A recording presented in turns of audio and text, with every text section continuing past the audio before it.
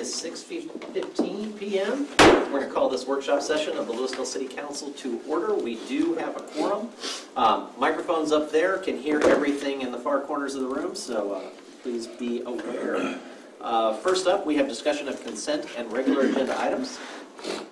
So council, we're going to go ahead and go through the agenda right now. I've got William, I've got you for invocation. And Bob, I've got you for the pledges. We have C1, announcement of our Colorpalooza logo contest winner and unveiling of the design. D1, public hearing, ordinance amending Article 3, Chapter 6, zoning petitions and procedures, Volume 2. Questions on this one? Item D2, public hearing, consideration of ordinance repealing ordinance number 0129-19-SUP. And that's terminating that existing SUP. And then item 3 kind of bookends that, granting a new special use permit for that area.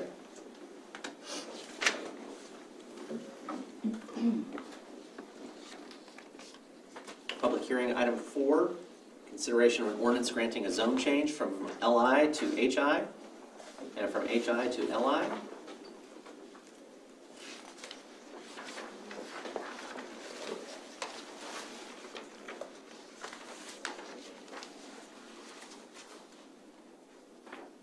Item 5, ordinance granting an SUP for an accessory building,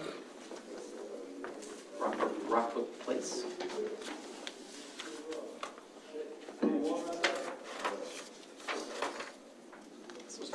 Patio covers for the townhomes. Next up, consent agenda. Item 6, approval of minutes. Item 7, professional services agreement with Burkhoff, Hendricks, and Carter. And that's for East Main Street Railroad sanitary sewer replacement.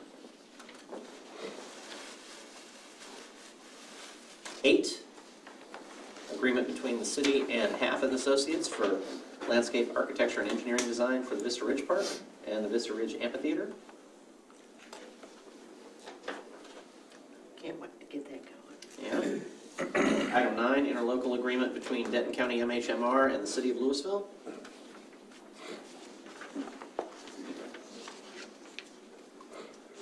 Item 10, interlocal cooperation agreement with Denton County, Texas regarding funding of design, right-of-way, and construction for McKenzie-Hembry Neighborhood Rehabilitation Phase 2.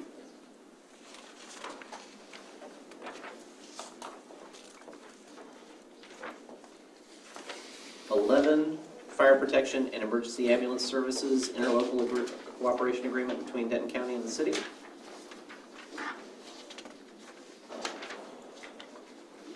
Item 12, consideration of an alternative standard related to architectural standards of the I-35E corridor overlay, the Dollar Theater. I have some concerns about that, but I'll talk about it now. I do have one quick question, which I apologize, I should have asked you about this beforehand. But I was trying to figure out the height elevations. If there's any difference in elevation between the two buildings? It looks like the warehouse might be actually smaller height-wise than what's out there right now for the movie theater. Is that, off the top of your head? Off the top of my head, I believe it is, not quite as tall as the movie theater. Okay. Right. I can verify that. Okay. I apologize. Hello. Bryce Hammer, the Grayhouse Properties, the ownership group. The existing movie theater is roughly 40 feet at the top of the roof, and then the canopy on top is about 62 feet. The top of our building will be 37, so anywhere from 10 to 30 feet lower than it is today. Appreciate it. Thank you. And Mayor, I think we're going to have some robust discussion out in open about this, but I did want to have an opportunity for Richard to explain kind of, I know there's some adjacency issues, but what staff was trying to achieve with their support of this. Okay.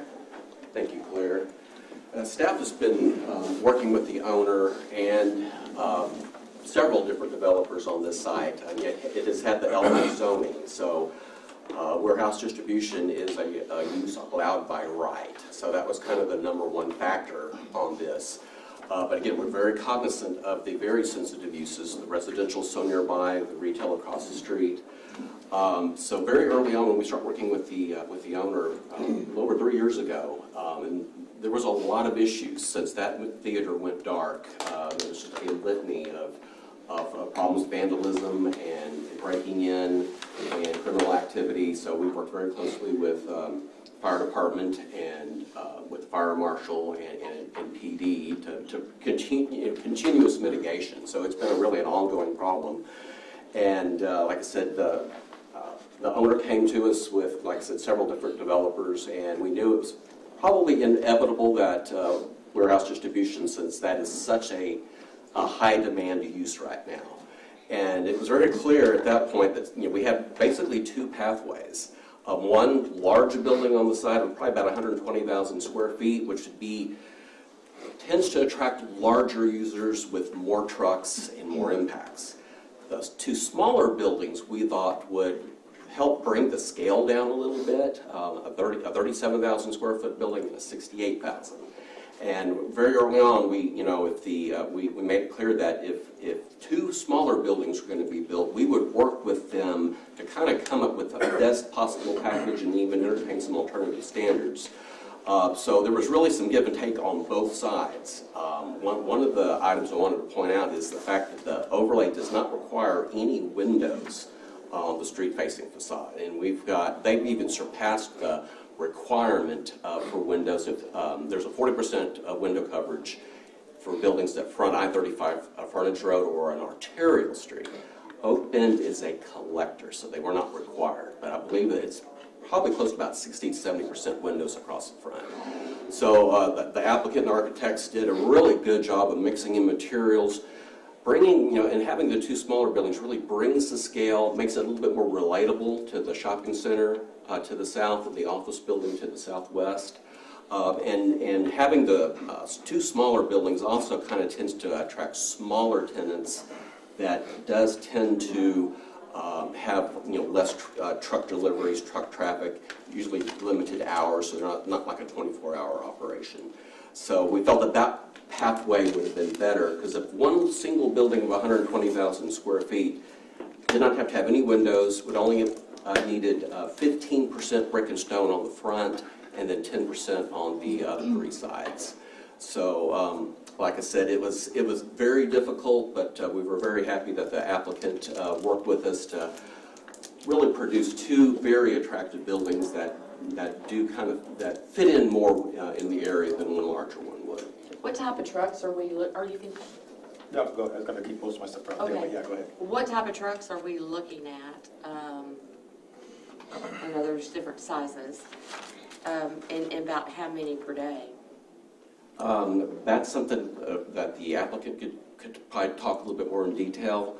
But one good thing is, because the site is limited, there is not any truck parking. Really our largest truck generating uses usually have very large areas for the truck parking, and this only has the docks. And I believe most of the overhead units at the rear of the building are smaller overhead doors. They just have, I think at each corner, have the larger ones.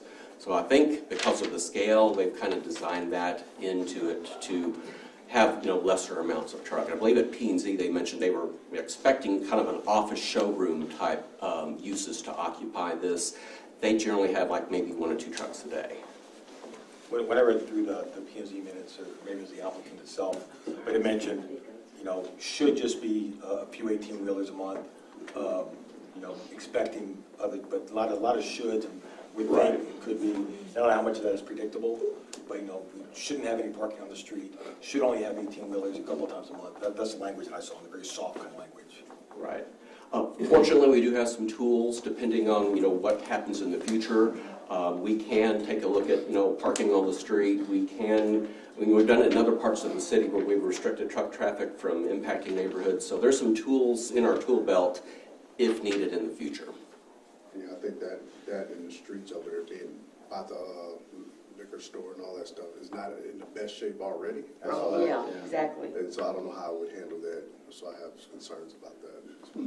Yeah, that I have some big concerns about that, the truck traffic in the streets, and And the nurse, they don't even call them nursing homes anymore. It's a memory care. Thank you. It's a step My above. age. If you look, it says memory care on the front of it, so it's a step above assisted living. Yeah. And what kind of constant noise are they gonna be dealing with? Because Yep. that's not good. Yeah, let's go ahead, because it sounds like we're starting to get into questions that we're going to be asking the applicant, which would be much rather do that out there. Thank you for the background from staff, I appreciate that. And we'll go ahead and move along to finishing up the review of the agenda. Item 13, declaration of a vacancy on animal services and consideration of an appointment. Danny, I think it's gonna be great. Then we have reports, and then we do have one item for closed session, which is personnel. Any questions or comments on the agenda before we move on to workshop session item B? Looks like we have AI strategery presentation. So thank you for that, Mayor and Council. Good evening. I've got really exciting stuff to talk to you about, and I've got about an hour worth of content that I got to squeeze into 20 minutes, so I'm going to talk fast because I want to leave an opportunity for any questions that you might have, but feel free to interrupt me at any time, okay, during this presentation. So what are we talking about? So we're not talking about the real cool AI projects and all that stuff. What we're really talking about is how do we embrace this technology? How do we do it in a responsible manner, right? So how do we create a framework, right, that allows us to identify risk, right, and then have transparency through this process. So that's really what we're going to talk about today. What you're looking at here, this is the one-pager, right? So this is everything that we're trying to talk about, all on one page, a whole lot of information. But instead of spending any time here, because we don't have a lot, I'm just going to get right into it. Our strategy, right? So how did we even come up with this? Well, it was really a group effort. So there's various people as far as directors that are on our team, as far as our group that created this. We also leveraged our consultant with best practices, guidelines, things of that nature. We leveraged our 2025 plan to inform us of business initiatives and wanting to align that with the technology. What you see on this side as far as the strategy approach, right? These are really the systematic steps that we took in order to create that. So the first thing that we wanted to do is to create a vision, right, that's going to be really the underlying theme with everything that we're going to adopt. And with that vision, part of that, you got to have these guiding principles, right, that you're going to adopt. And everything that you do is going to build on them, right, so foundational. We had to then look and see where are we in this journey, right? That's one important aspect that every organization needs to take. They need to identify their maturity, if you will, in order to know what can you take on, right? What can you actually look at as far as projects and things within your environment, and then prioritization. So the reality of it is we will have in double digits the number of projects that are brought to us with respect to AI initiatives over the next 12 months. We can't do them all, right? So how do we prioritize these and truly get the most functionality, right? And then we'll talk about the next steps. So these are the individuals that I spoke about that made up our committee. So as you can see, we've got our deputy city manager as our sponsor, and then we've got a lot of directors on here as well as others from our staff. And so we've met 3 times now. We're meeting quarterly. We might increase that as we go on, but currently that's the frequency. So I talked about the vision and the mission. And this is collectively what this group came up with. So our AI vision, we'll use AI to work smarter, deliver better services, predict needs from our data, and do so with a commitment to safety, transparency, and fairness. Again, you're going to hear those words over and over and over again. That's the reason that you do this, right? Our mission is to harness the power of artificial intelligence to support staff's drive for efficiency, enhance service delivery, and elevate customer experience. We're committed to utilizing AI responsibly, safety, and transparently. Staff will create meaningful and lasting impact for our community by leveraging AI's insights and predictive capabilities. All right. these are our strategic principles, right? So you're going to have your strategic principles, you're going to have your responsible principles, right? So strategically, how are we trying to do this? Number one, first and foremost, anything that we're going to look at as pertains to adopting AI, we're not looking at the cool AI technology that's out here, right? Because that's the shiny stuff, and what I'm getting at is you have to start with the use case. You start with defining the business problem. What are we trying to solve, right? And from the use case, that defines what type of technology you're actually going to incorporate. So AI might not even be the best technology for the use case. So if you go the other way, it's like, you know, the tail wagging the dog, so to speak. So that's really paramount. Two, integrate with existing processes. So here, if we've got a process that we can incorporate AI into, that's low-hanging fruit for us, right? That's an attempt to make something that's already established more efficient. Now, it's not to say that we can't redefine the process and do it all over, but when you're looking at low-hanging fruit, things that you can initiate up front, it's a good way to start. Buy over build. So this is a misconception with a lot of people in that we're not going to build anything, right? So these companies that are building these large language models, they are spending hundreds of thousands, if not millions of dollars to train these language models. That's not the business that we're in. We're not going to have machine learning engineers on staff, right? But what we are going to do is we're going to buy. We're going to buy the majority of our solutions. And we might extend. And extend would be like what we brought to you at Council Retreat last year, where we had the demonstration of the machine running llama, and we were integrating the CRM responses, showing how the AI actually could depict what department it went to. So that would be an example of actually extending a model. So we'll do things of that nature. And then continuous improvement and scalability. Going back to that example was really cool from a proof of concept to show what you could do, but it's not scalable, right? That's running on one machine, one graphics card, no parallel processing. It's a one-to-one relationship. So if you're going to try and scale that solution, you would need to put it in like some type of cloud-hosted environment so we could leverage the compute. Moving forward. Responsible principles. We just talked about the strategic ones. These are the responsible principles. These 6 principles, if you will, are, again, the pillars of everything that we're going to do. And quite frankly, every organization should have principles that mirror these in some form or fashion. As we mature, we very well could look at like accountability and then go deeper and be a little more granular in what that means to us. But again, at base level, every organization should start out with principles very similar to this.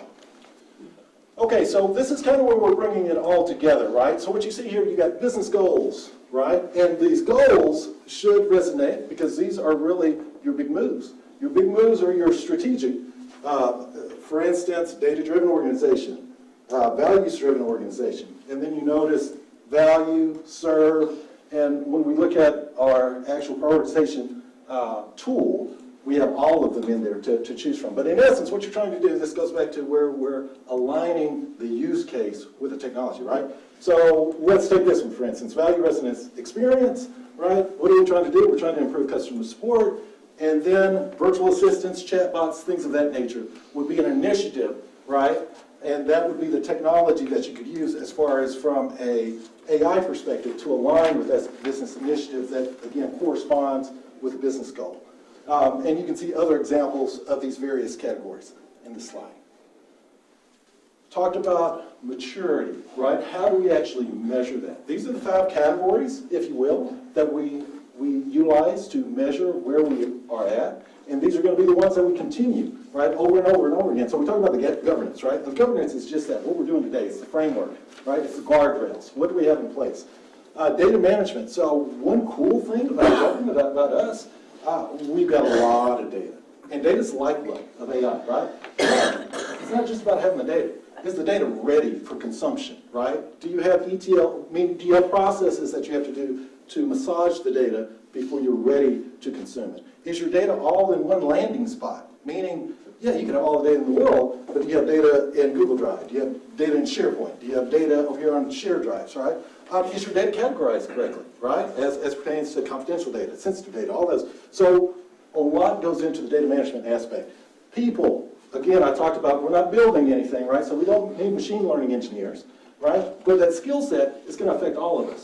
We do need people on staff that are bright, that are intelligent, that can implement these technologies, but also for the end users, for the rest of the staff. There's a lot of upskilling that's going to have to transpire over the next couple of years. Process, we talked about that. Are there existing processes that we can put this in line? Are there additional processes that we need to do as it pertains to onboarding? One of the processes that we've done as this committee is that prioritization of AI that I just talked about. Technology, again, we're looking at cloud-type solutions. If you're wanting to host this, we're not going to be buying a whole bunch of GPUs or ASICs or anything of that nature. We will leverage somebody else to actually do the compute.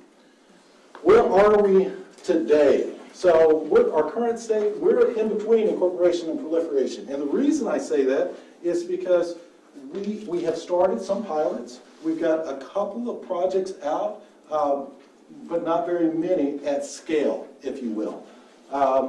We're going to talk about this a little more, but what we're going to try and do is how do we bridge that gap in the next 12 months? And so we're going to finish talking about that. 2 more slides, I believe. Okay, so I talked a little bit about prioritizing initiatives. This is an example where we're kind of bringing all this together, right? We want the stuff over here in this quadrant, right? Because that's high value and that's very feasible, right? So we can do it. We either have the people, we have the technology, all that good stuff. So a couple examples. We talked about the customer support, right? Or AI transcripts. That's a great one, right? So that's already built into an existing solution. So Zoom, right? So we already have that technology. So very feasible, very easy to implement. So easy, you just checkbox, turn it on, right? Now, value, well, yeah, there's a lot of value in, now I'm getting transcripts from all this, but in all of this context, it's real easy.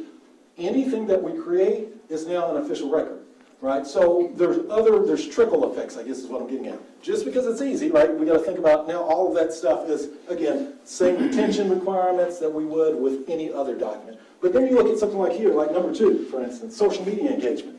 Perform sentiment analysis, right, to better understand what the priorities and things of that nature are. High value, a little more difficult, right, to integrate than that of the AI transcripts. But the prioritization tool, if you notice, these are color-coded, again, back to those values, right, I say values, back to your strategic goals and or big moves. Values-driven, data-driven, build, and serve. So, generative AI guidelines. Currently, we do not have a policy, so you're going to see that coming up. So when we're looking at what to do and what not to do, right? Obviously, there's a lot of, we've rolled out some generative AI within the organization. When I say some, like 40 licenses, right? And it's really more of a pilot for individuals. It's really cool, some of the use cases that we're finding. But some of the things that you want to do, for instance, it would be great if you had a JD. You could put a JD into ChatGPT. You could get all your applicants, put them in there, and it's going to tell you who the best applicant is on paper, right? Which sounds like a great idea. Well, what's bad about it is you just subjected all of that personal identifiable information into a publicly accessible large language model. It's a big no-no, right? Huge no-no. Would it work? Absolutely, it would work. Should you do it? Absolutely, should not do it. Strategic vendors and partnerships. Again, when we don't have to build these things, how do we leverage existing partnerships, right? And so these are examples of industry partners that we currently do business with today. These are various, I say today, some of this, like when you got billing and CRM, we're currently shopping for ERP, so you see a couple of them up there, but with these new ERPs, what you're saying are things that like RPAs, robotic process automation, where you're taking manual tasks, repetitive tasks like payroll or things of that nature, and you're actually automating it. And RPA, it's not an actual robot doing it, that's more scripting, but regardless, all the same, a lot of these duties, if you will, that individuals are doing, we're going to have an ability to truly upskill some of their talents and have them freed up to do more critical thinking tasks, if you will. And so this is a scale addressing our current maturity. And so I like this chart because it actually, you've got the numbers, right? And so it's pretty objective about where you're going and where you are. The orange is what we addressed with our current state. The blue is where we're wanting to be. You'll notice that the governance and the data management are higher as far as what we're trying to hit.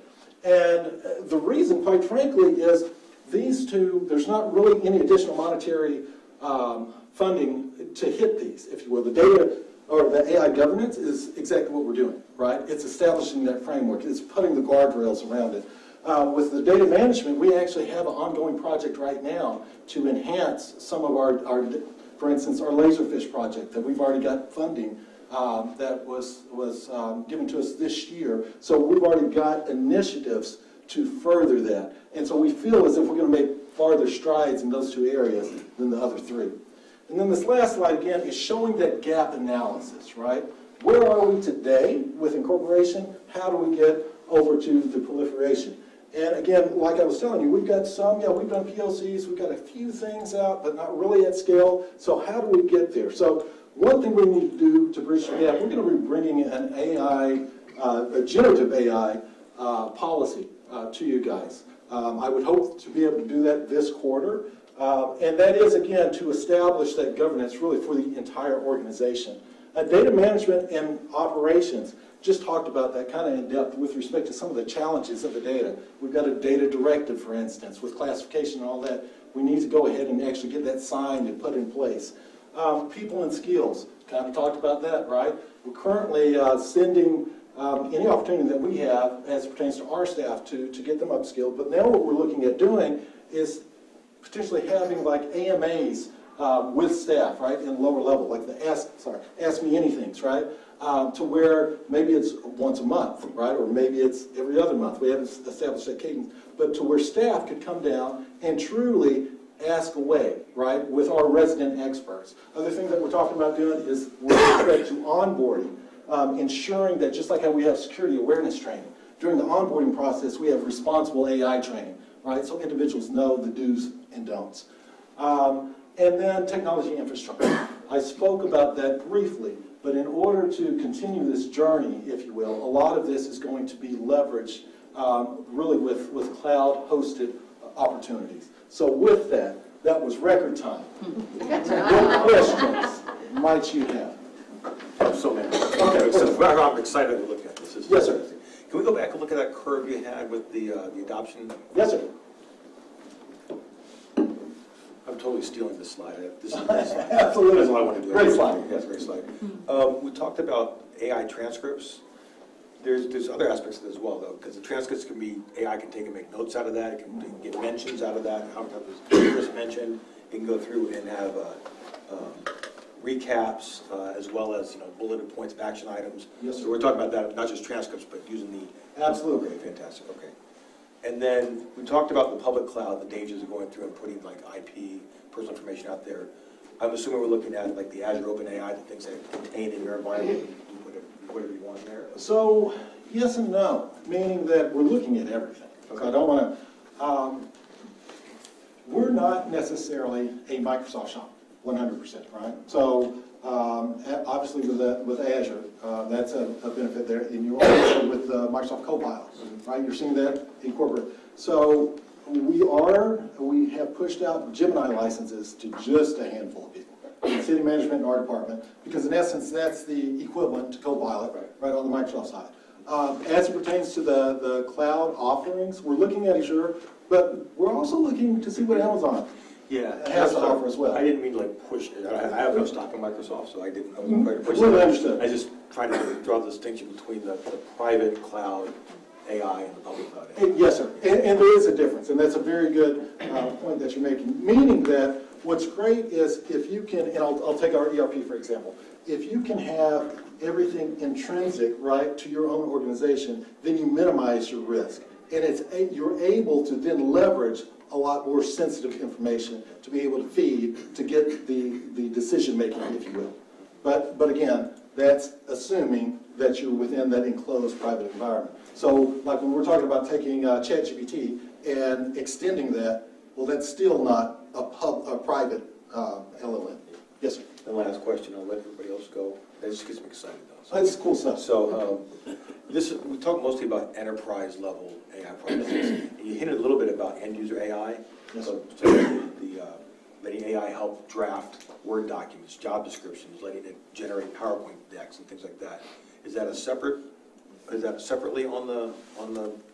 Yeah, no, it's the same, and in fact, I need to go back to where we were, right, boom.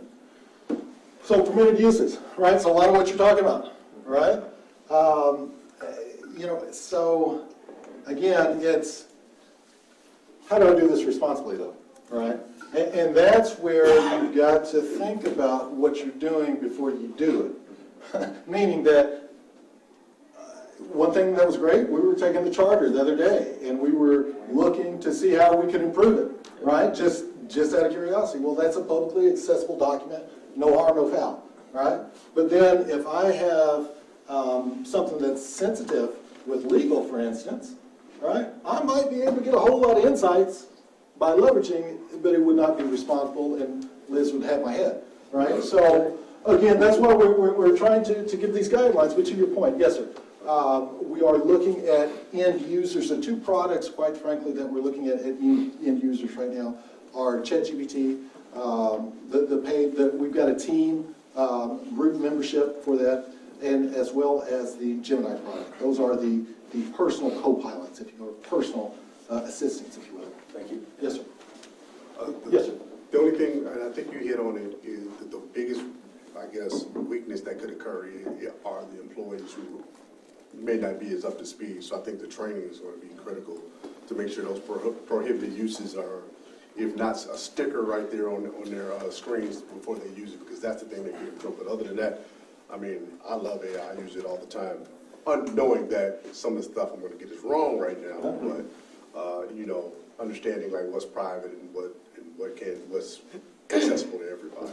Yes, sir. Training is paramount. And what you're going to find, I know a lot of people are afraid of losing jobs, right? and everything I read suggests that jobs will be lost, but more jobs will be created, right?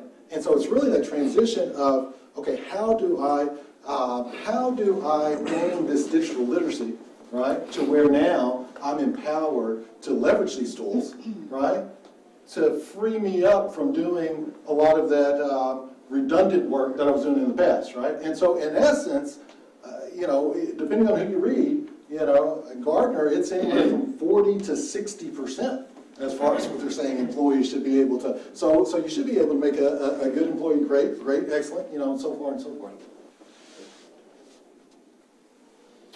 What other questions might we have? A couple of quick ones if nobody else is on the queue. Where is our data currently? Very good question. That's why I alluded to it. We've got data, and it depends on what data you're asking about, sir. But no, we have data within Laserfish, right? All of that's on-prem, right? We've got data on our H&S drives. That's on-prem, right? But then we have Google Drives, right, where a large majority of end-user data resides. And so those are going to be your three primary places where you're going to find our organizational data. However, people could still save something locally. They shouldn't, right, but they could. But those are, when you're looking at our data stores, now we have repositories as well, meaning that, like for instance, HIPAA files are on HIPAA servers, right? Or HRIS stuff is a share off of an HR server. But for the most part, when you're looking at where's the majority of our city data, it's either going to be in Google Drive or our own internal shared drives, or it's already in Laserfish. So that baseline of where we are, Yes. how strong are Google's data management rules as far as who gets to access what? My understanding is that they're really not best of breed at this point. They're getting better. Yeah. One of the downsides, I say downsides, and this is something that we invested in this year. You guys awarded additional funding for backups for us on Google, and that was really a concern that we had in that we're putting all of our eggs in that basket, assuming that they're backing everything up and everything. We don't have as much insight into the platform as we do in the majority of it. And so to your point, there are additional tool sets that are on the horizon that give you more of a holistic view. So I can tell you if Jennifer shares a document externally, I know she shared a document. I don't know what's in the document. I know the title of the document, and I know that she shared it externally. I don't know who she shared it with. So, so we can set alarms for things that look suspicious, for instance, data leaving, but I don't have the insight to drill down to see exactly what they did. So that would be one of those controls, in essence, that you're alluding to that's not mature yet. Yeah, my biggest concern with all of this is historically we create a file, create a folder, whatever that is, and we share it. Or we don't, or we use the default settings, whatever they are. And we've got this thing called security through obscurity, right? Yes. So I've created it, nobody else knows it exists, but it's there. It's living on the server, and somebody could stumble across it, and it could be full of social security numbers or what. AI doesn't care. No. There is no obscurity to AI. Everything that it can see, that lives there, it can see. And so I would be really hesitant until we get a very strong data integrity, data management process in place. And that might mean somebody other than Google. Because if you don't have the transparency, you just don't have it. So you're 100% right, 1,000% right. And that's one of the huge uplifts, if you will, is that data management. So I'm assuming, just to step into that, when you're talking about technology infrastructure, we're going to be talking about cloud spend on some sort of data lake somewhere. We have to. I mean, it's not even you don't have the luxury or latitude to really do things on print any longer. Not of this magnitude. No, not with the data bank that we have currently that That's we want right. to be able to leverage, right? I'm not going to be able to cut and paste my UDC every time I want to do something. Right? Absolutely. So, okay. I'm very comfortable that you guys are on the right path, but that, to me, that's foundational. If we can't figure out exactly who gets what when, and if I can't, if I cut and paste something and it's got lockdown here, but the new document is not locked down, that concerns me as well. So Very valid points. And again, you can't protect what you don't know. right. Right? So that's where that categorization, that classification, everything has to be done. That's your, again, foundational level before you can build on top of it. Super. Well, I think if we're investing in that, zero trust type of model that locks down who gets to see what, I think that's a really great first step. Because once we have a good foundation, this just keeps leveraging. Appreciate it. Absolutely. Any other questions? Thank you. Thank you. City Manager, anything else? No, sir? With that being said, I think we are done with workshop. We will reconvene at 7 o'clock.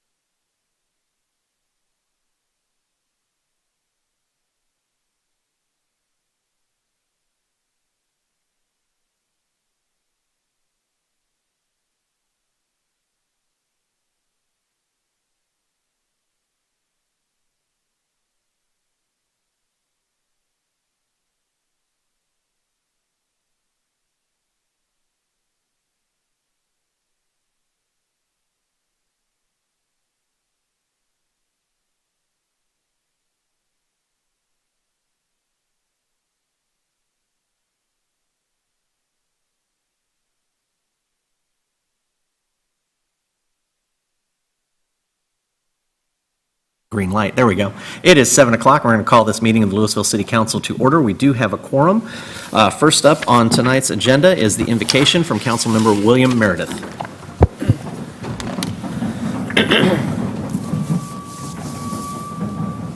Please join me in a moment of silent contemplation.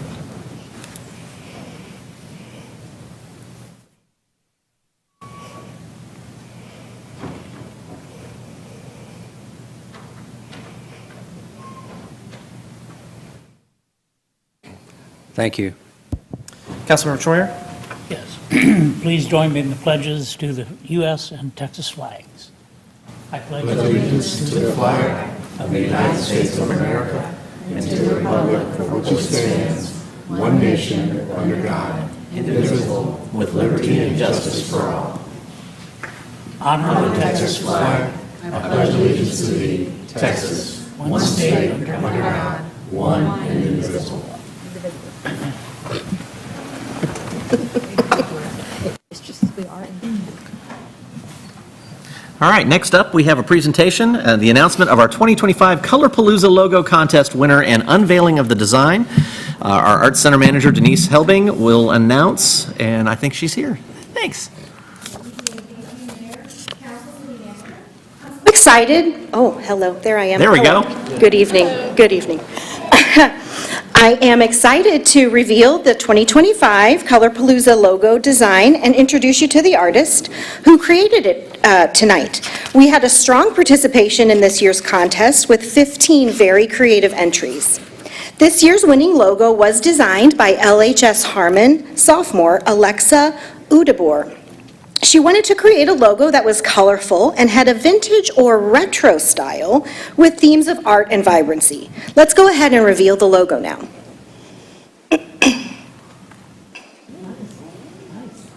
Very cool.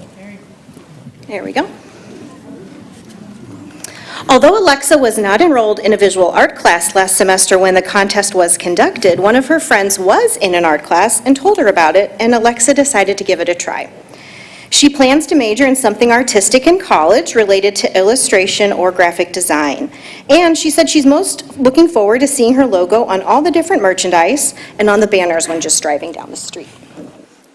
The award for the logo contest is a $1,000 scholarship, which is administered by the Greater Lewisville Arts Alliance. And tonight, we've given her the very first shirt made with the logo, and so she'll be able to wear that before the festival, and we'll make sure to get her a full inventory of all the merchandise that we will create. So congratulations, Alexa.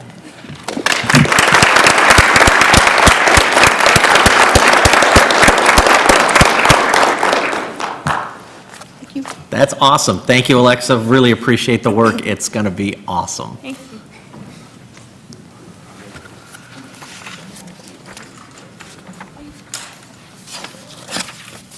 All right, item D, public hearing, number 1. Public hearing, consideration of an ordinance amending Article 3, Chapter 6, zoning petitions and procedures of Volume 2 of the Lewisville City Code, known as the Unified Development Code, by amending Section 3.6.6 to remove limitations on resubmission of zoning petitions following City Council denial. The Unified Development Code prohibits the resubmission of a zoning petition for 1 year after a City Council vote to deny the request. The proposed amendment would remove the prohibition to allow any applicant the ability to resubmit a new application at any time. Planning and Zoning Commission recommended unanimous approval 5-0 on December 17th, 2024, and has recommended that the City Council approve the ordinance as set forth in the caption above. We do have Mr. Richard Lutke, our Planning Director, available for questions, and the public hearing is now open. Council, if there are no questions or comments, and I have nothing from public comment here, I'll entertain a motion to close the public hearing. Motion to close the public hearing. Second. I have a motion and a second. Council, if you please vote. Public hearing is now closed. Council, I'll entertain a motion to approve the ordinance.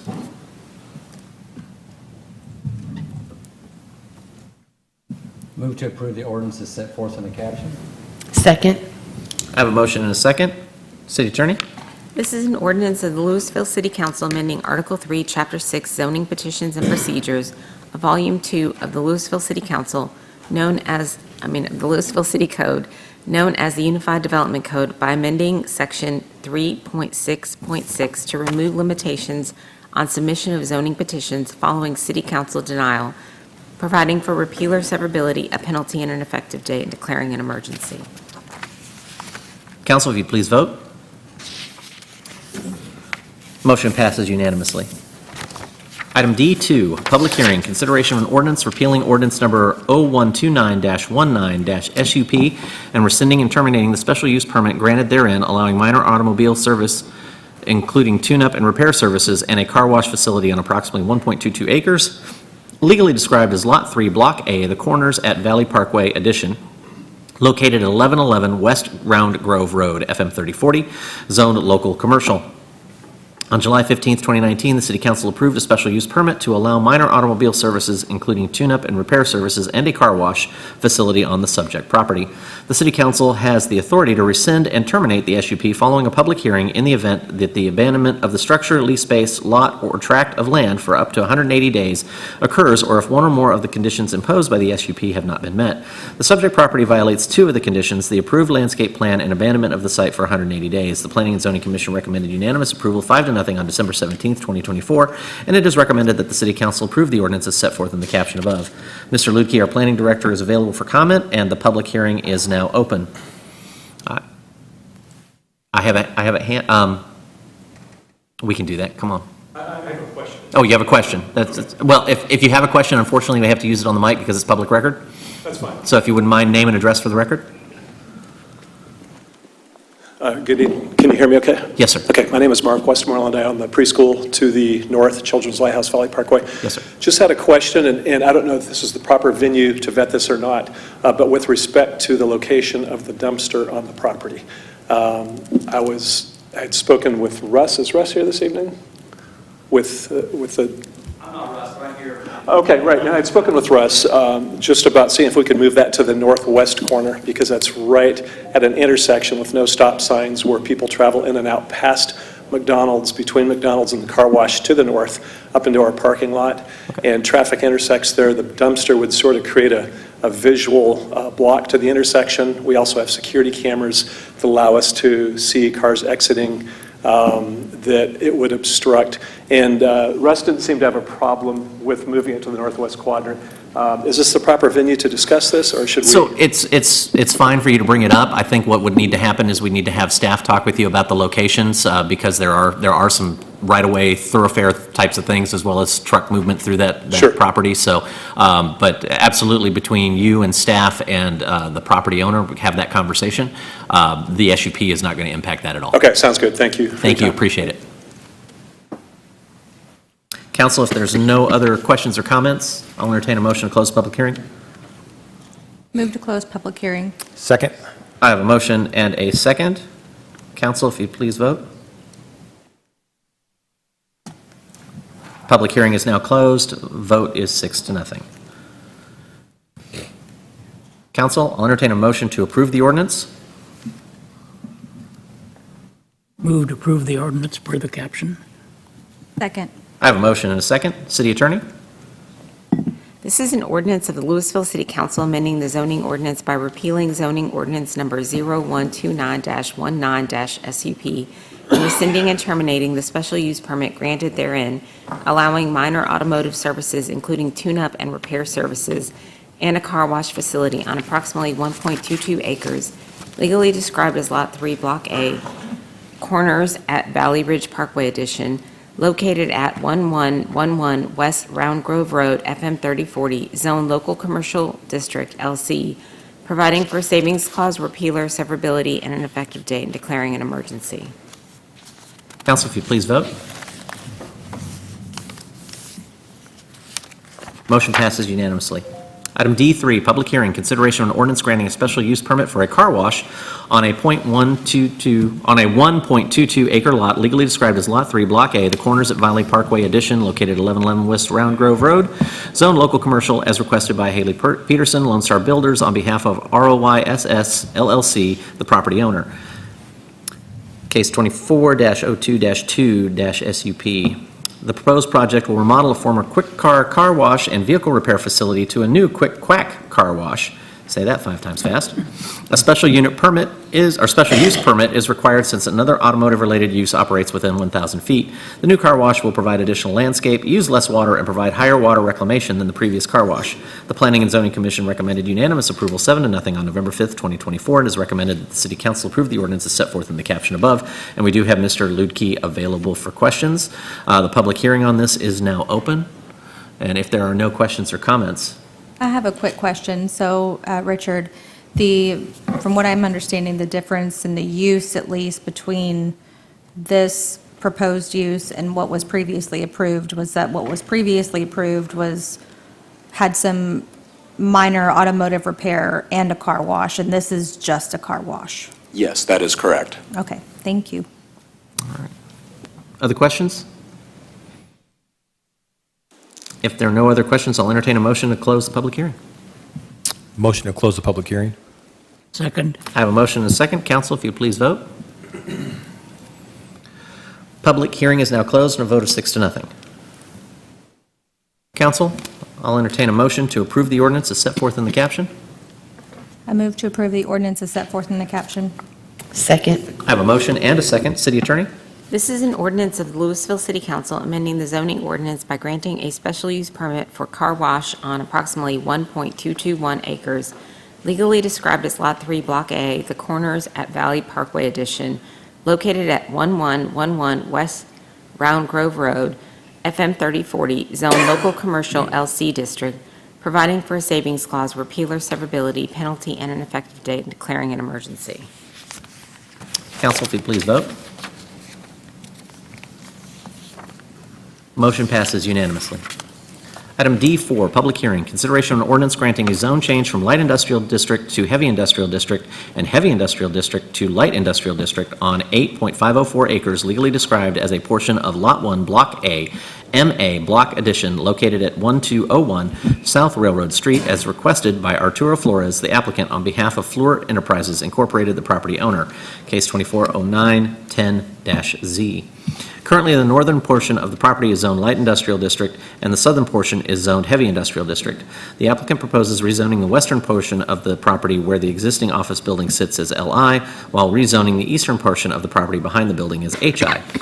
The property is surrounded by other industrial uses. The Planning and Zoning Commission recommended unanimous approval 7-0 on December 3rd, 2024, and it is the City Council recommended that the City Council approve the ordinance as set forth in the caption above. Mr. Lukey is available for questions, and the public hearing is now open. We have any comments or questions? Yeah, quick comment, and I think it's already been summed up, but this is really just a flip-flopping of sections of that property, and everything around there is already very similar in use, right? Yes, there's that is nothing correct. new here. Okay, thank you. No other questions or comments for the public hearing. I'll entertain a motion to close. Move to close the public hearing? Second. I have a motion and a second to close the public hearing. Council, if you please vote.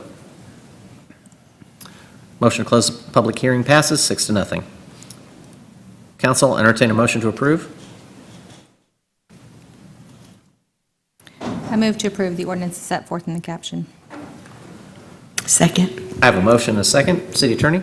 This is an ordinance of the Lewisville City Council amending the zoning ordinance by rezoning approximately 8.504 acres of land legally described as a portion of Lot 1, Block A, MA Block Addition, and located at 1201 South Railroad Street by rezoning portions of the property from light industrial LI district zoning to heavy industrial HI district zoning, and rezoning portions of the property from heavy industrial HI district zoning to light industrial LI district zoning, correcting the official zoning map, preserving all other portions of the zoning ordinance, determining that the zoning amendment herein made promotes the health, safety, and general welfare of the city, providing for a savings clause, repealer, severability, a penalty, and an effective date, and declaring an emergency.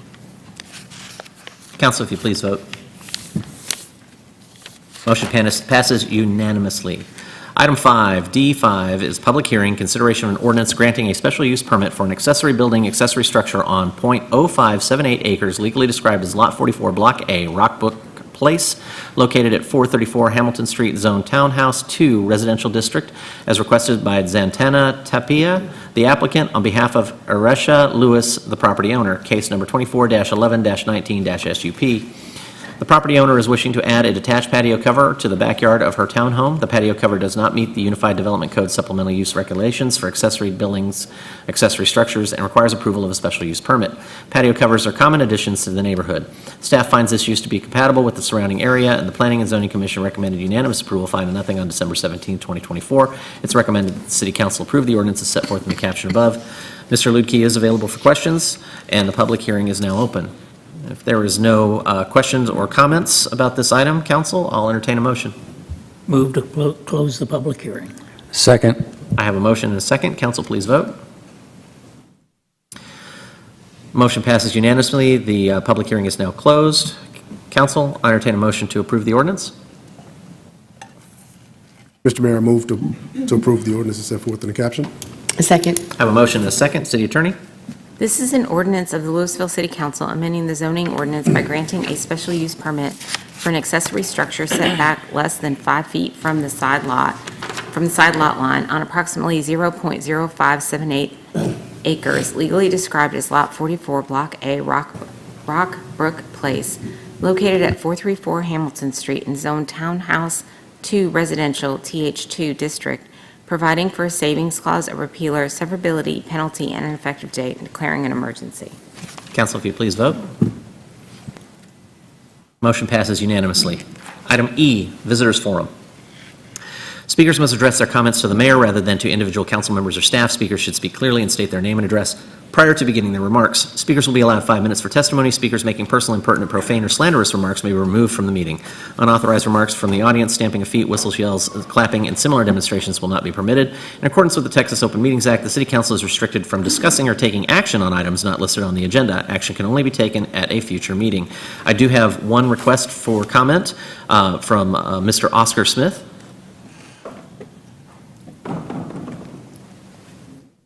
Mr. Smith, your name and address for the record, please, sir.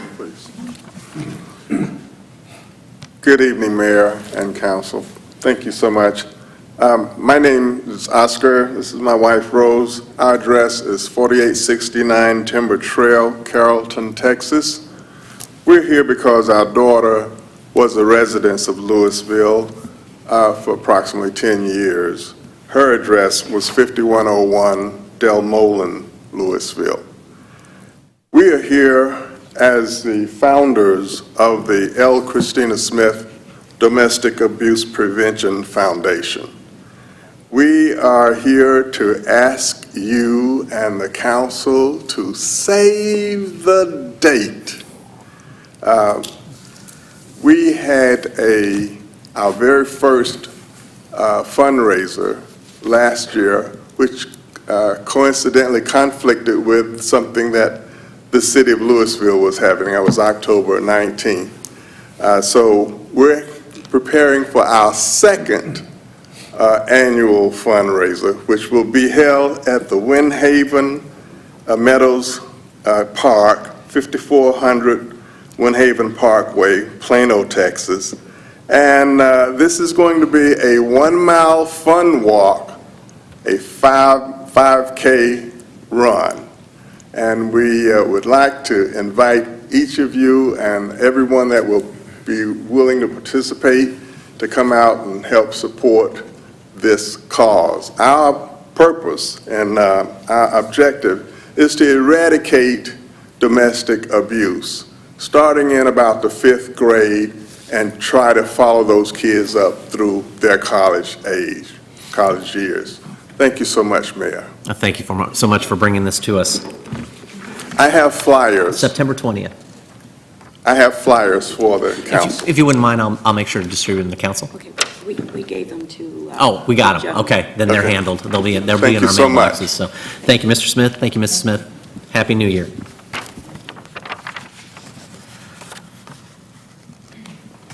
I have no further comments for visitors forum. We'll go ahead and move into item F, consent agenda. All the following items on the consent agenda are considered to be self-explanatory by the council and will be enacted with one motion. There will be no separate discussion of these items unless a council member or member of the public so requests. For a member of the public to request removal of an item, a speaker card or e-comment must be filled out and submitted to the city secretary. I have no requests for removal of items from the consent agenda. If there are none from council, I'll entertain a motion. Move to approve the consent agenda. Second. I have a motion and a second. Council, if you'd please vote. Motion passes unanimously.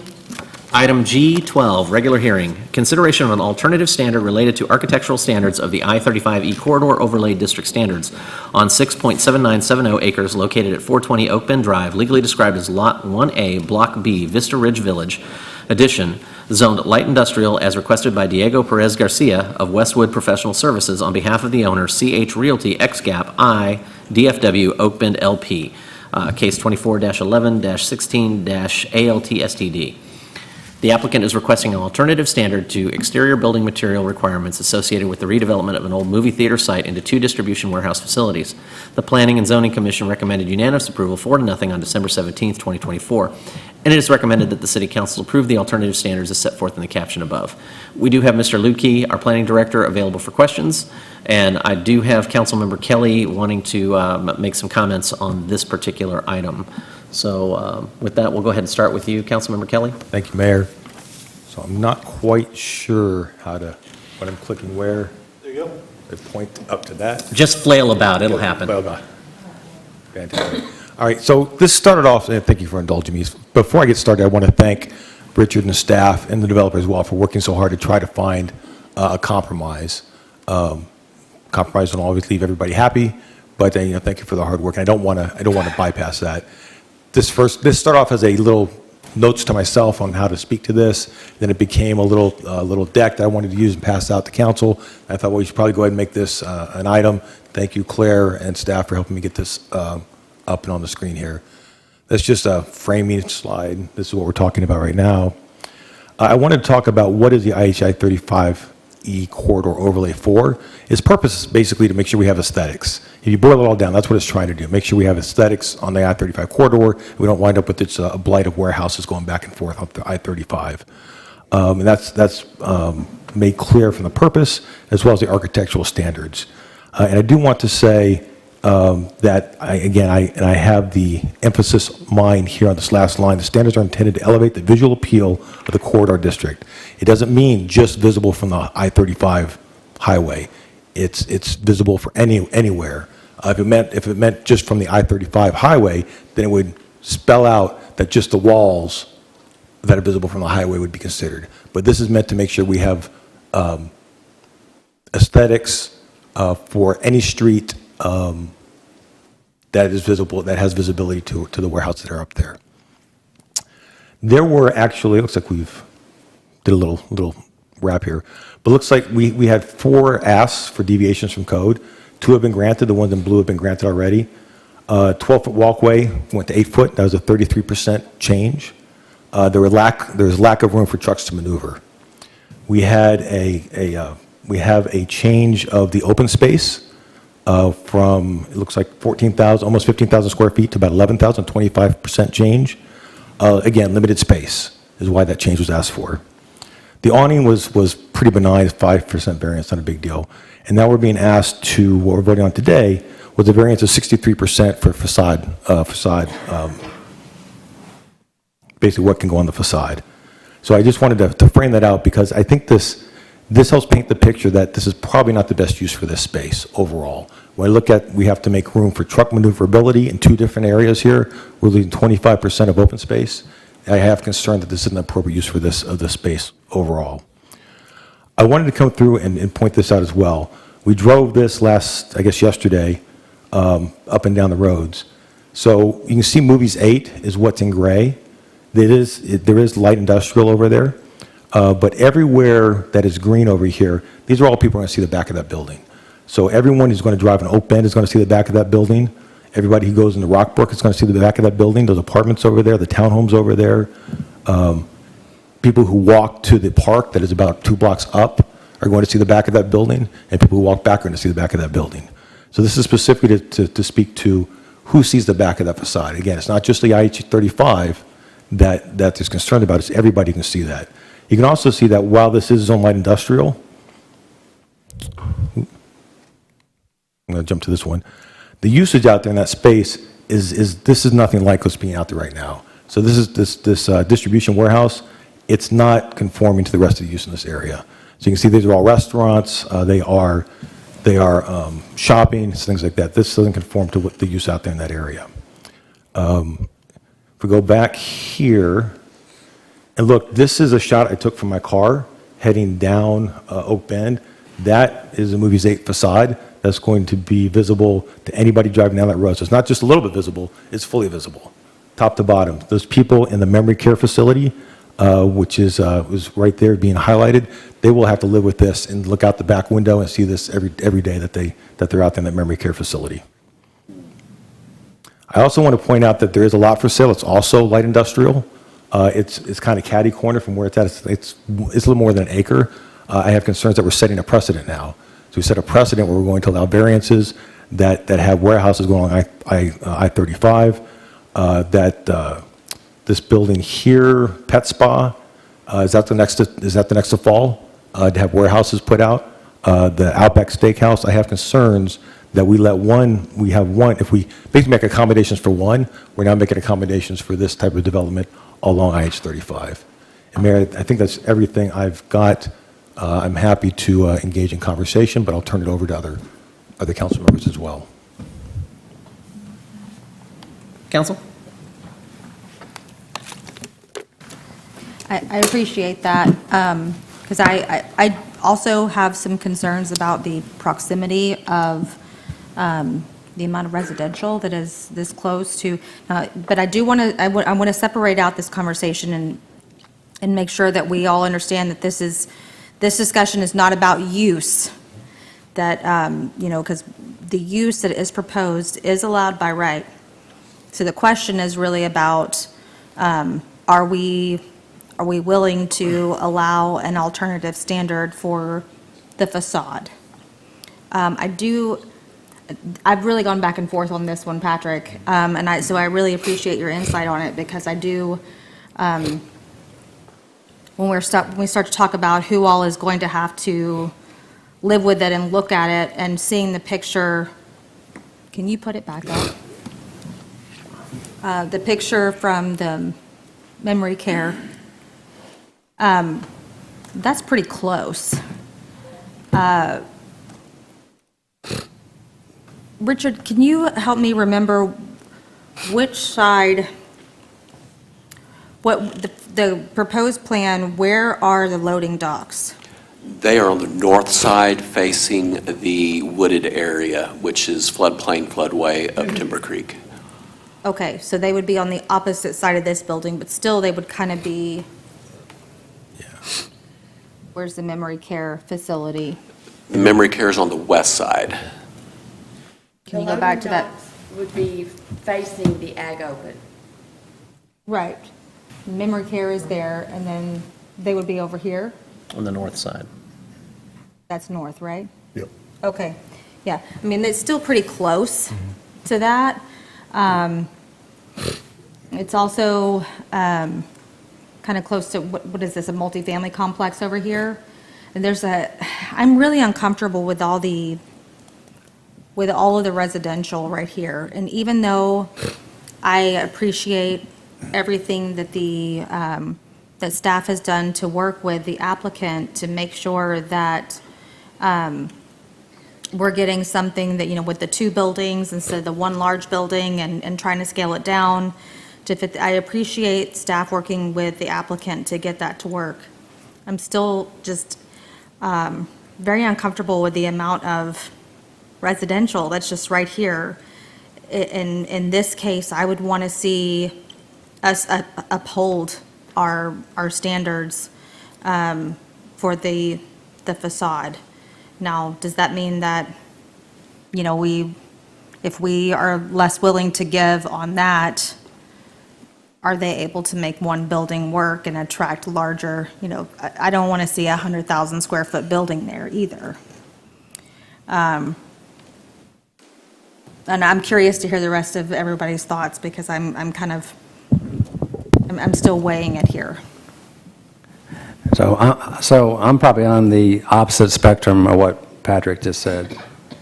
Although I do take into account what he has said. I do feel that our staff and the developer have worked together to place this on the site. I mean, the The docks are on the backside by the creek. Right now, the memory care is looking at the backside of a theater.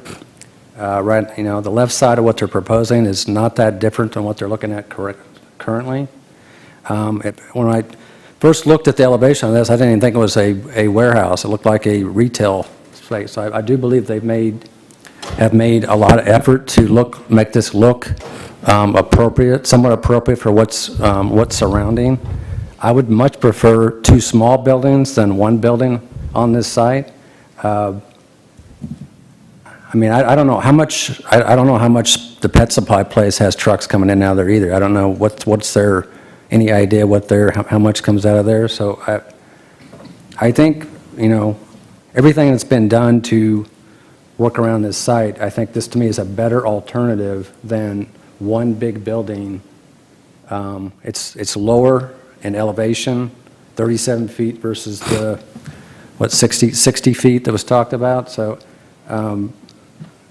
Also, I got to take into account the number of calls that have been at this theater. I think it's over the 20 plus calls at this theater. I was on a ride along at this theater myself, so I've seen this. So do you want to continue on? Probably been more than 20. Probably.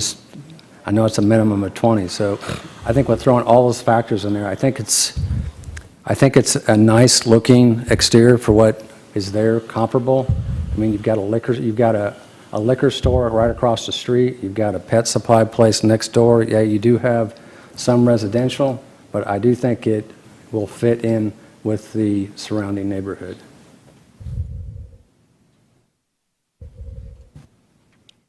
Any other comments? Yeah, I have a couple closing comments if everybody else is done. I think I'm going to let the rest of council make comments and then let you close if that's okay.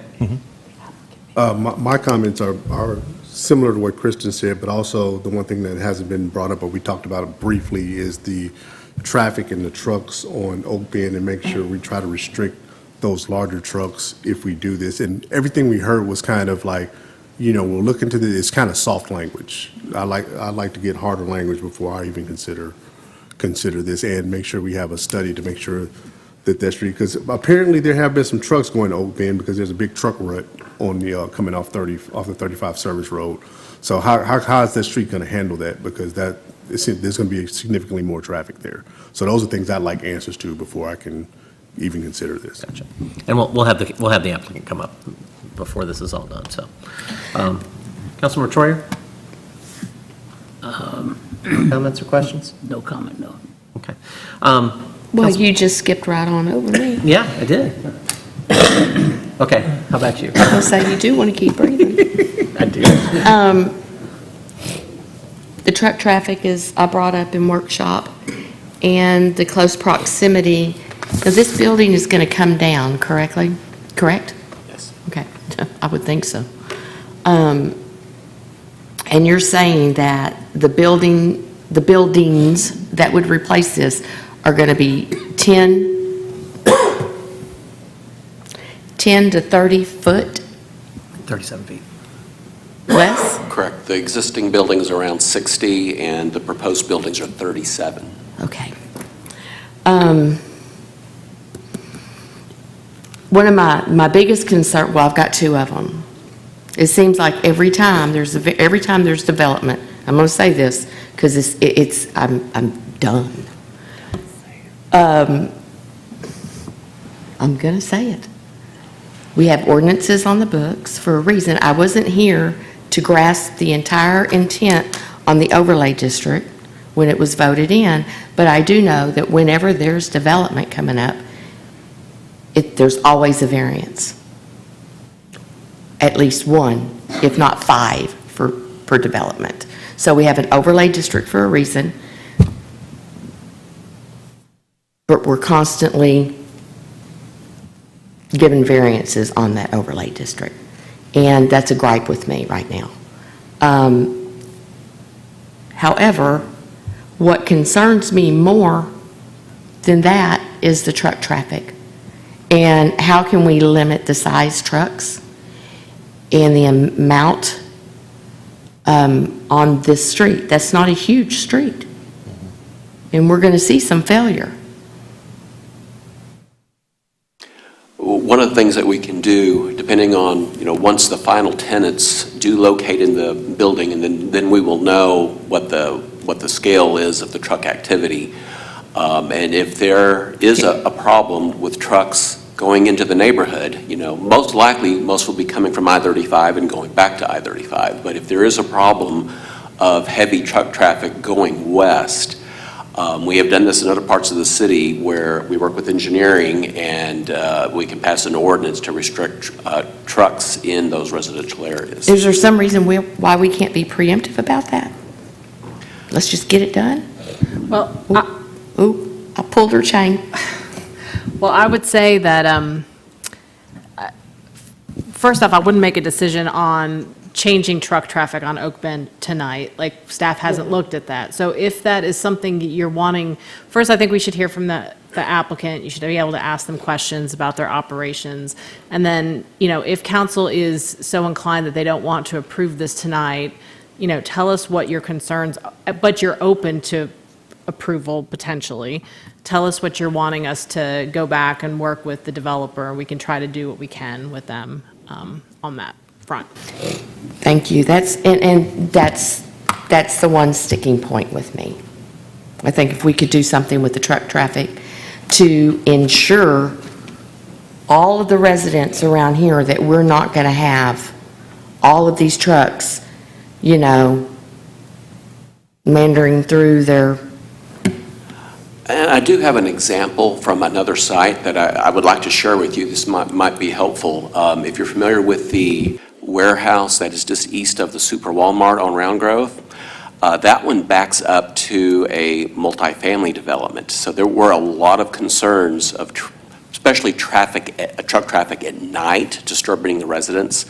And the staff did work with the developer, made them very clearly where we do have a nuisance chapter, and that involves noise at night. And so that developer was very proactive with potential tenants, and many of the potential tenants had called staff to verify. And I believe some of the ones that could potentially had traffic at night did not end up locating there. The ones that did have some traffic during the day, but not at night. So that was kind of that would be wonderful. So that was one, good outcome in working with that developer, making them aware of what our rules are and being cognizant that there are sensitive uses in the area. Other questions? Okay. I have a few comments just to add my 2 cents into this, and then I think we'll ask the developer to come on up. Patrick, you raise a really interesting point on here. That light industrial strip that's behind Rockbrook is actually not in the overlay district. I understand. And so it's actually a much higher risk of the impacts that you're thinking of, because we don't have an overlay district to control it. So that I think can be a challenge. As to Oak Bend, I'm not terribly worried about truck traffic because we already get a considerable amount of truck traffic in there already. Almost all the deliveries to those buildings south, all the strip center down there, there's a ton of deliveries that come in through there. And Total Wine and More probably gets more deliveries than all the rest of them put together. The traffic's not coming all the way back. It's only coming to the middle. There's only 2 entrances there. It's only coming to the middle or the back line of that light industrial on the south side. So I'm not overly concerned about truck traffic in the neighborhood coming off of 35. I am concerned about truck traffic that might be coming off 121 and find a way to cut back through there. But I believe that's something that we can mitigate pretty easily. I'm also concerned about street side parking down there, and I think that we've done regularly, so I don't think that's a big issue. What I will say is one of the things that we do not get, if this were to go back to its base entitlements, we could get no windows. We could get nothing that looks like office space, at which point, if I look at good design, and I think to my colleague's point here, William's point on how it doesn't really look like a distribution warehouse from the design that we saw. I think, when the market changes to the next thing, and if it's office, this is really set up to be office, and they just expand into the warehouse space and are done with it. My vision, as I'm seeing this, is a lot of specialty showrooms, maybe small flooring businesses, HVAC, those types of things. And yes, they have a large dock in the back, but that doesn't necessarily equate to big trucks all the time. That just equates to a large load, which I think is part of the challenge why I'm seeing soft language, is because they don't know who their tenants are. So, the design of the building, I think, gives them some flexibility to look and conform to the neighborhood in a way that looks more like office space, kind of like Paycom across the street, but still gives them the flexibility to take advantage of, this distribution. And quite frankly, this distribution warehouse is because the only way you compete with Amazon is to be able to keep your logistics costs low. And so that's why we're seeing this. So those are my bits of input that I'm seeing and reading on that. I think the light industrial on the backside is a conversation for another, because that's a Patrick, I think that's a really concern, but I don't really think that necessarily applies to this one, just because it's got a complete different set of rules on it. So, with that, the developer would like to come up and share any thoughts, comments, address some of the concerns that have been laid out? Yes, sir. Bryce Hafner, Gray Arch Properties, address 4217 Stanford Avenue in Dallas, Texas. If you could put up the rendering that this will really help illustrate and maybe answer some concerns.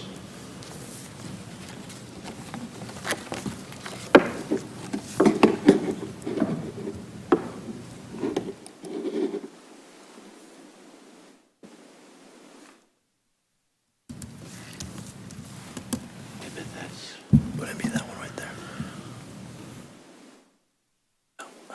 The picture. Give me one moment here. There we go.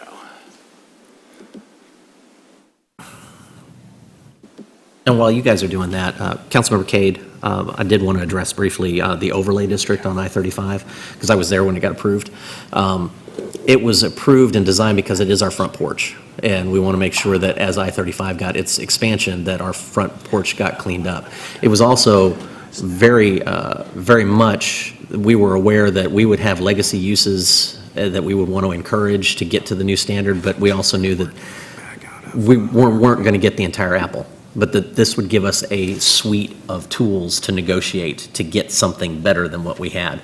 So I don't think the intent was ever to be 100% lock this all down. I think the intent at the time was, let's give staff a plethora of tools that they can use to upgrade that front porch, with the understanding that we probably would never hit 100% of it just from what we had on the ground already.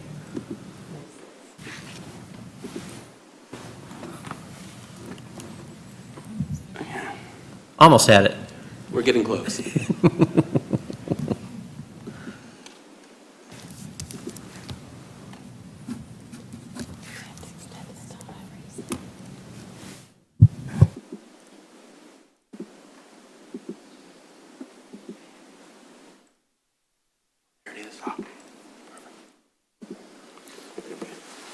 All right. Good evening. Happy New Year. So as you can see right here, this is the actual proposed rendering of the project. This is taken from the same angle that Pro Mayor term Mr. Kelly took from. So on the left side of the picture, that is currently the back side of the movie theater.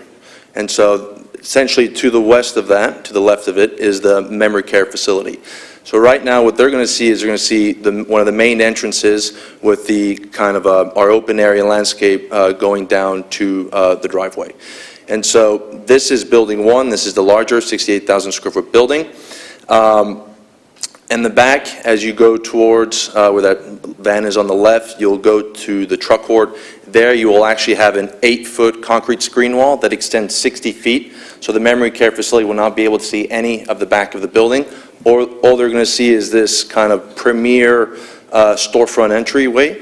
And as you kind of go further right down the building, In between, you'll see there's a large office entry on the left, and then in the middle, there's another entry, a larger one, and then in the middle of that, there's a smaller entry.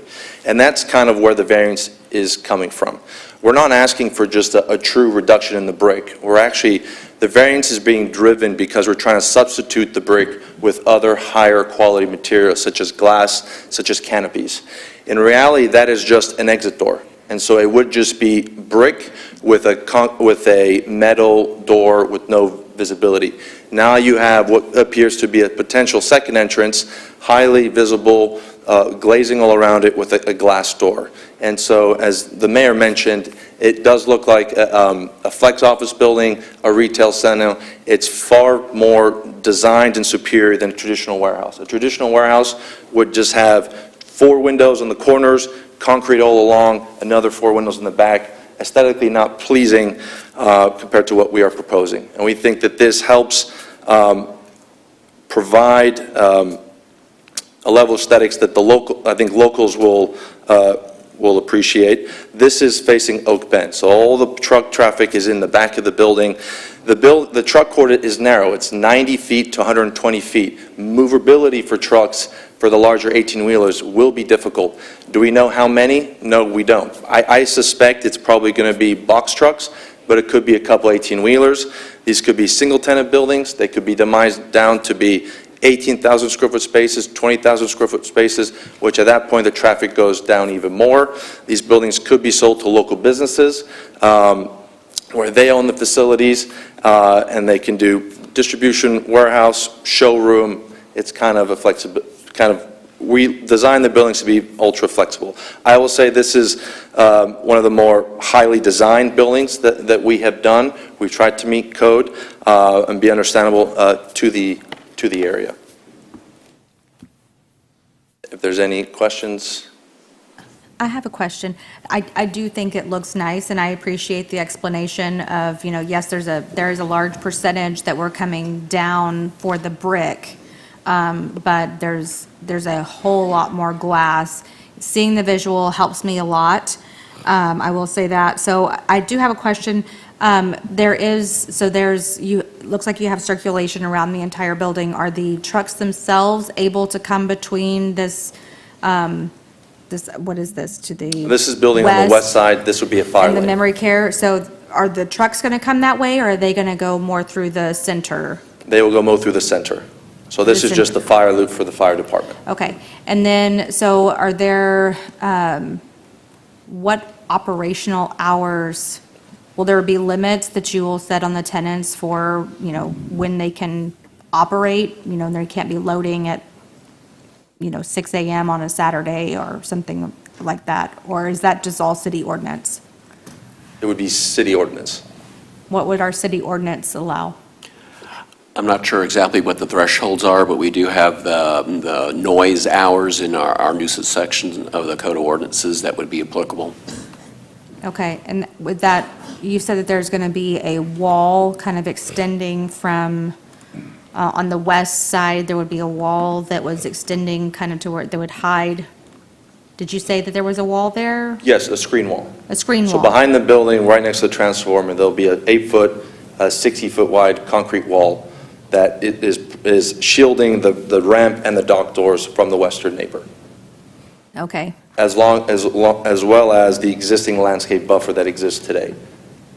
That has a bunch of trees and shrubs. Okay. And I just wanted to add, there was a question on on-street parking tonight and at P&Z. Part of the request to reduce the open area was in order for us to have 2 rows of parking in front of each building. If we were to meet the open area, we could eliminate a whole row of parking in front of the smaller building in order to have open space. The request was to have double parking in order to avoid any on-street parking. I don't foresee any tenants parking on the street. I don't know why they would. There's enough parking in front of the buildings or in the rear of the buildings as needed.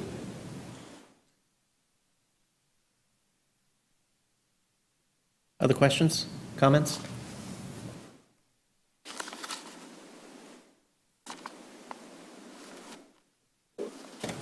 I'm not hearing or seeing any. Thank you so much. Thank you very much. Appreciate the additional information.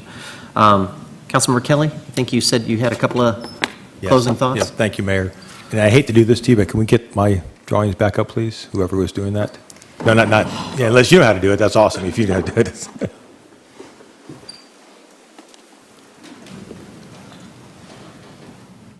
But while he's doing that, I do appreciate, thank you so much for the clarity and the explanations. But our tools, almost. Our city, for reasons we've already talked about many times before in previous council meetings, is about 50% light industrial. The tools we have to help curb the growth and expansion of distribution warehouses are limited. This looks great. I wish it was in a different place. We wouldn't even be having this conversation because I do like the aesthetics of it. I just don't like the aesthetics of it here, and my tools to try to help keep that area from going warehouse are limited. So I don't want to do anything to encourage future warehouse. That's my biggest concern. I do acknowledge that the police activity has been out there, but that's an owner problem. They need to fix that. There's graffiti on there right now, and if we need to get zoning out there to go out there and cite somebody to get that graffiti covered, then let's do that. I don't think that's something that we should bear the burden of, just because it's an attractive nuisance that's for the owner to take care of.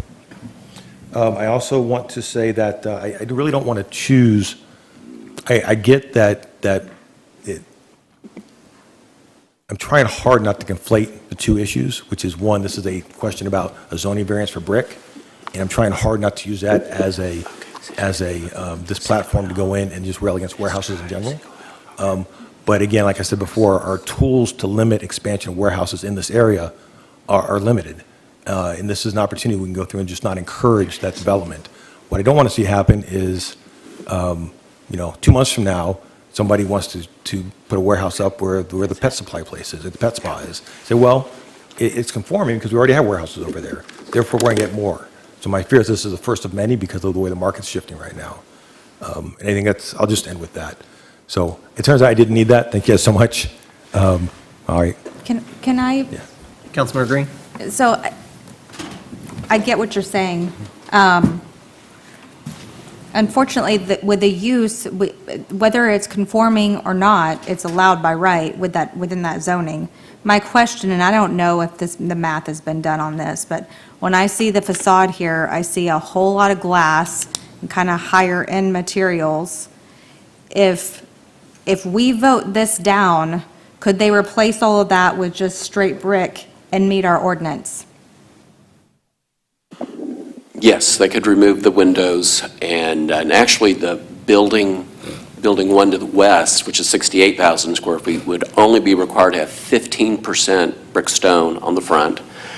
Typically, these type of buildings bunch them up in the corners, and the rest is, usually concrete tilt wall. But then the smaller building, the 37,000 square foot building on the eastern side of the site, then would be required to be 80% brick. And really, there's no other requirements for articulation or any type of design. It's a material requirement, so. So what I'm hearing you say is that if we don't approve what I believe to be, after seeing the picture of it, that helps, very helpful, that's a very upgraded facade. I don't want to disapprove that and then end up getting something lesser than. Because quite frankly, even if we disapprove this and it goes away, someone else is coming in too, and they're not going to be as willing. Maybe they will be as willing to work with us, but maybe they won't. That's a gamble. So I understand what you're saying, and I share that sentiment. I don't want to see this city full of warehouse. I don't want to see all this LI zoned property go to a distribution warehouse. I don't want that. I know the citizens of Lewisville don't want that. However, can I stop it with this vote? I can stop this particular facade, but then I can get one that's way less desirable.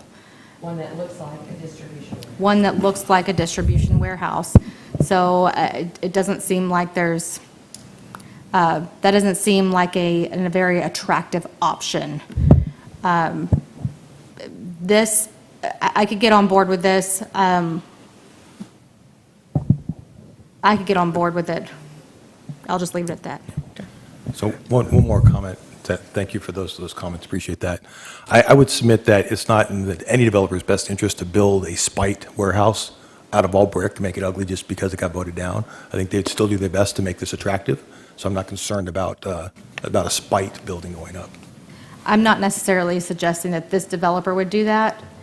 What I'm saying is that because this developer does not own this property, right? No, we own it. Oh, you do own it? Okay, well, they could sell it to somebody else and they could say, oh, we don't want to mess with it, let's sell it to somebody else who would build. So it's not necessarily out of spite, just, it may be something, if we're getting something that, it doesn't meet the letter of our overlay district specifications, but it seems like kind of an upgrade to me. Yeah, for me, the tipping point in all this is that to me, it looks like the developer has looked at all sides of this property. Okay, I got the one, I got the memory care on the left side. I've got the pet place on this side. I've got the floodplain on this side. I've got the front facade on the one side. They've upgraded. To me, it truly looks like an office building. And to me, also, the main tipping point is, it's just like the mayor said, is if the warehouse distribution goes out of favor, this easily gets transformed into an office building or retail. That, to me, is the biggest tipping point. Other comments? If there are no other comments, I think we've exhausted this conversation, and I appreciate everybody for their insight and their time. These are always challenging decisions and conversations to have. I appreciate everybody's involvement in that. With that, I will entertain a motion.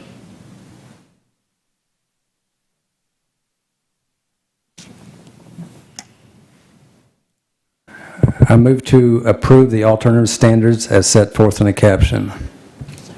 Second. I have a motion and a second. All those in favor? Well, no, everybody just vote.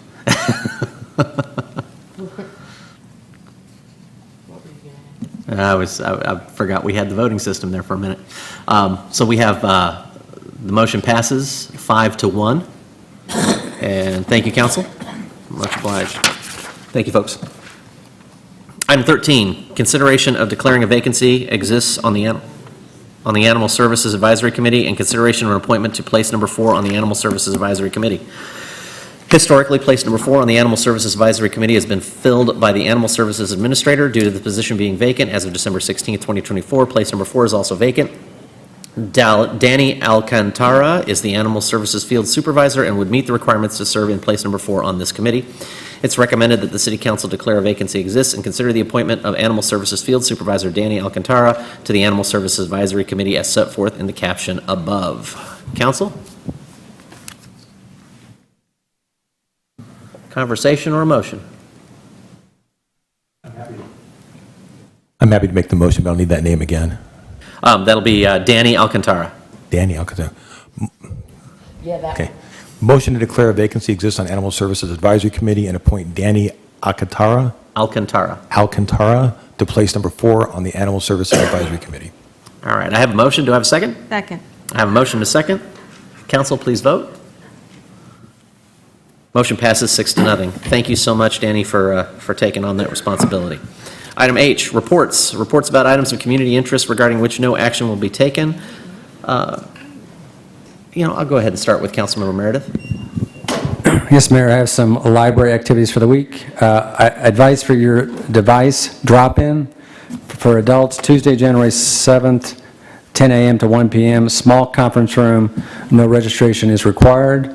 Leche y Galetas for all ages, Tuesday, January 7th, 6 to 7 p.m., Bennett Program Room, a ticket is required.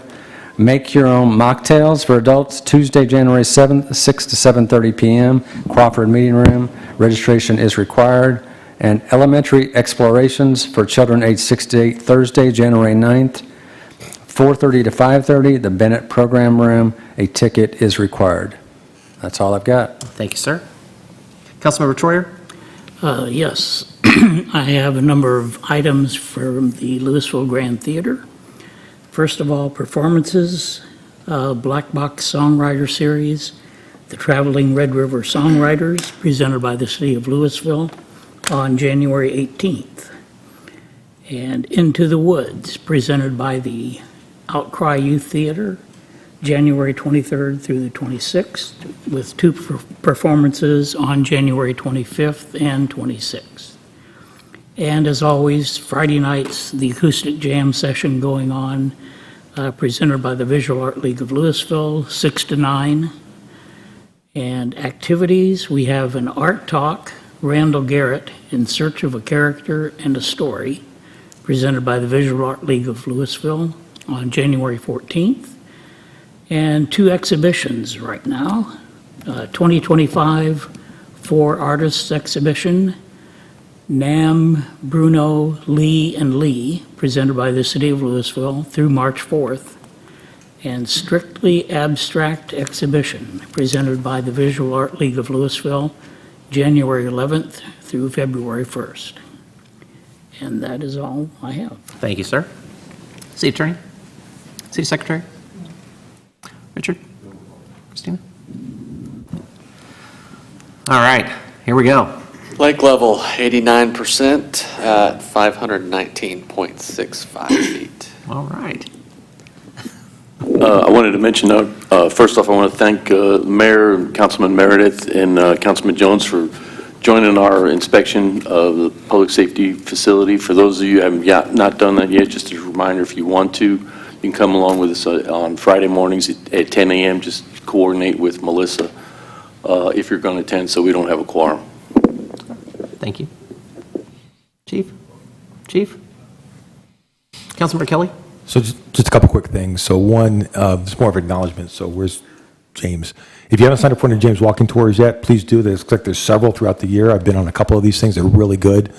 They give great insight into the history of Lewisville. I know James gets a kick out of it. I think I learn something every time I go out, something a little bit new, so I appreciate that. And then 2, I want to issue a challenge to our residents in Lewisville. And think about, are you living in the city or are you existing in the city? Get out there and try to do something in the city.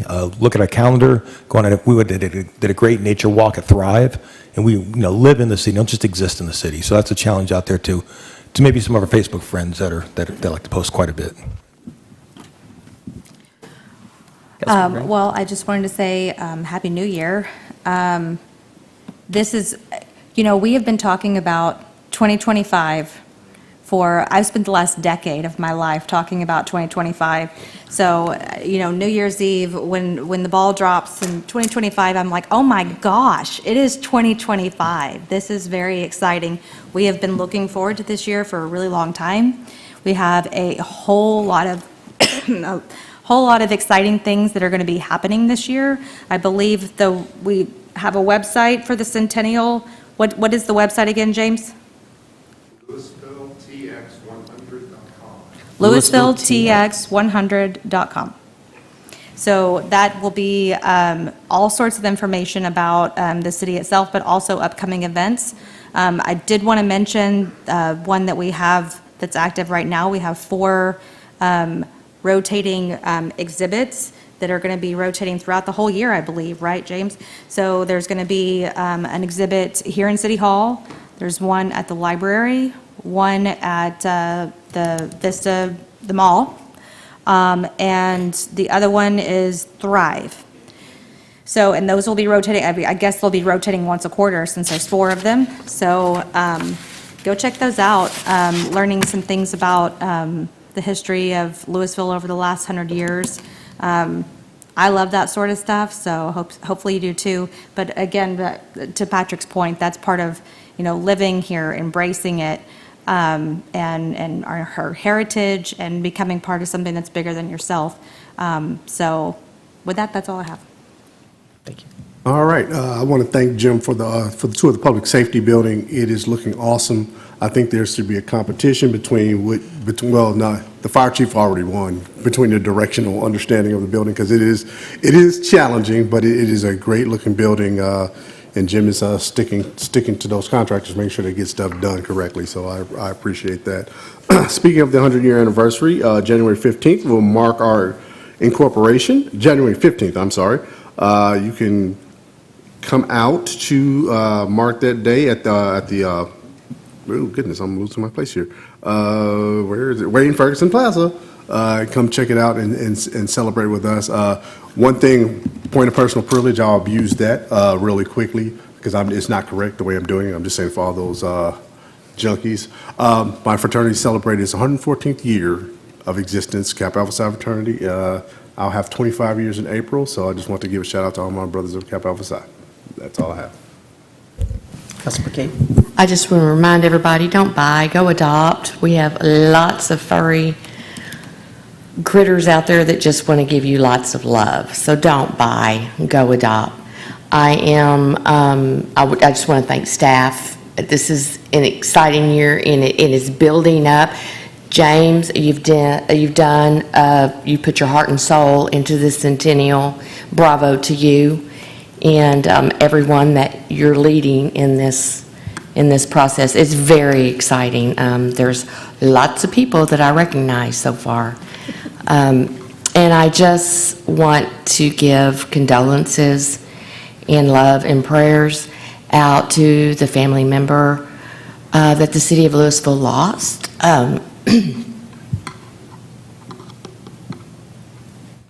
Grady Jones, and to let his family know that we are with them in spirit. That's it.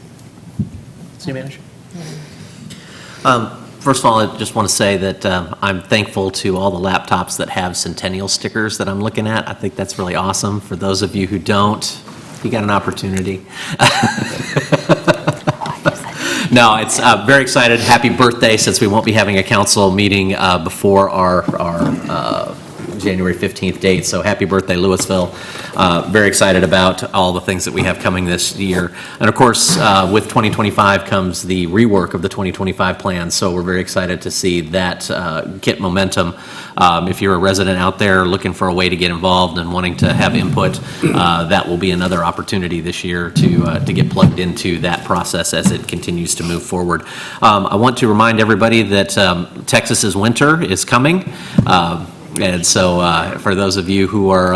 Accumulation. Yeah, they're expecting some sort of accumulation. All I know is that Texas is much like Game of Thrones. When the winter comes, it comes very hard for a few days. So please stay safe, keep tabs on your neighbors. If the power does fail in your neighborhood, please double down on checking on your neighbors and staying warm. City staff, we have two warming facilities available. You can go to the city website and check that out. But city staff and of course our police and fire are there to keep you out safe. So stay off the roads when it comes. I don't care how well you think you can drive. It gets pretty ugly out there if you're new to North Texas in this weather. With that, we do have an item for a closed session. So in accordance with Texas Government Code Subchapter D, tabled item, Section 551.074 personnel, City Secretary Thomas Harris III, and Section 551.071 consultation with attorney on this item. That, I think, is all we have available for closed session. So we're going to break into that.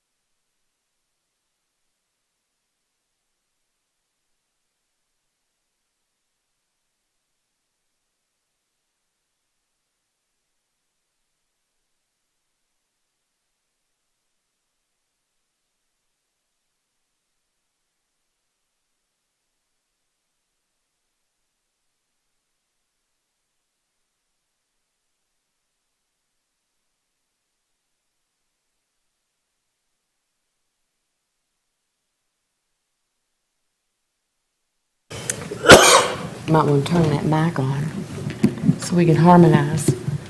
Yours is extra loud today. Is it a It is, it's your mic. I got it turned all the way down right now. It's 8. Need my green light. There he goes. Hold on.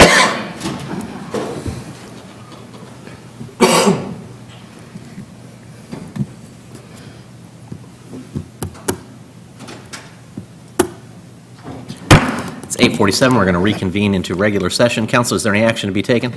Mayor, I move to terminate the city secretary, Thomas Harris III, and authorize the city manager and city attorney to effectuate the severance as provided in his employment agreement. Second. I have a motion and a second. City Council, all those in favor signify by saying aye. Aye. Opposed? Motion passes unanimously. As there is no other action to be taken on tonight's council agenda, we stand adjourned.